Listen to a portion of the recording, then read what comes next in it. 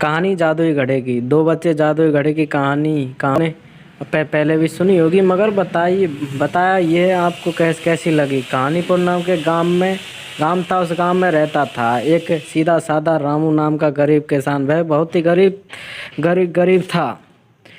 उन बेचारों को कभी कभी एक समय का खाना भी नहीं खाने को मिलता था, जबकि एक दिन भर मेहनत से काम करता था।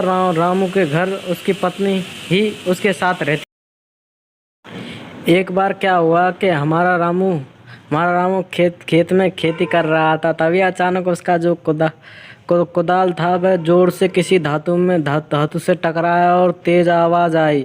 बेचारा रामू चौंक के घबरा गया। बोला, अरे ये क्या। उसने खोद कर निकाला तो वह पत्थर का घड़ा निकला। खाली घड़ा और फूटी किस्मत। रामू सोचने लगा, आखिर इस घड़े का मैं क्या करूँगा। उसने यह सोच कर घड़े को सेब के पेड़ के नीचे रख। उसे बह रख रामू अपना खेती करने लगा। फिर दोपहर के समय वह अपना खाना लेकर सेब के पेड़ के नीचे खाने लगा। भूखा थका रामू अचानक घड़े में देखता है कि यह क्या है। घड़ा सेब से भरा था। उसने सोचा कि अरे इस खाली घड़े में सेब कौन रख गया। खैर ज़्यादा न सोचते हुए रामू सेब निकाल कर खाने लगा और फिर घड़ा रख दिया। वह सभी सेब खा ही रहा था कि तभी एक और सेब घड़े में गिर गया। फिर से पूरा घड़ा सेब से भर गया। घबराया रामू पूरी तरह हैरान हो गया, लेकिन तुरंत ही समझ गया कि ये कोई ऐसा वैसा घड़ा नहीं है, बल्कि निश्चित ही कोई जादुई घड़ा है। फिर कुछ विचार करके रामू घड़े को लेकर अपने घर ले जाता। पत्नी पूछती है तो ये घर आकर रामू उसे जादुई घड़े के बारे में बताता है। पत्नी रामू पर बिल्कुल भी विश्वास नहीं करती। वह साबित करती है। ये सुनकर रामू एक चावल का टुकड़ा लेकर जादुई घड़े में डाल देता है। देखते देखते घड़ा चावलों से भर जाता है। पत्नी आश्चर्य से रामू को देखने लगी और खुश होकर रात का खाना खाया और सो गई।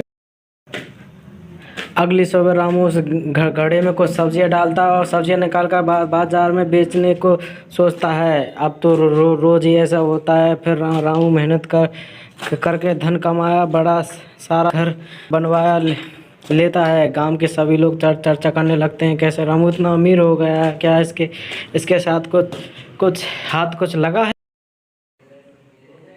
गांव में खुशमहर दो चोर थे। एक दिन उन चोरों को पता चला तो दोनों चोर दिन के समय रामू के घर में जाकर छुप के देखने लगे। उन्होंने देखा रामू घड़े में एक सब्जी डालता है और जादू घड़ा बहुत सी सब्जियों से पूरा भर जाता है। दोनों चोर बहुत खुश होते हैं और चोरी करने की योजना बनाते हैं। चोर योजना के अनुसार वह जादू घर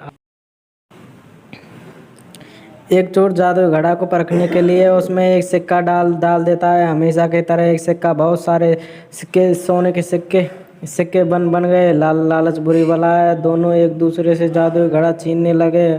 झगड़ने में दोनों के हाथों में जादुई घड़ा गिरकर टूट गया और सोना भी गायब ही हो गया। तो बच्चे, इस प्रकार जादुई घड़ा ने पहला चोर का हुआ और ना ही दूसरे चोर का। दोनों हाथ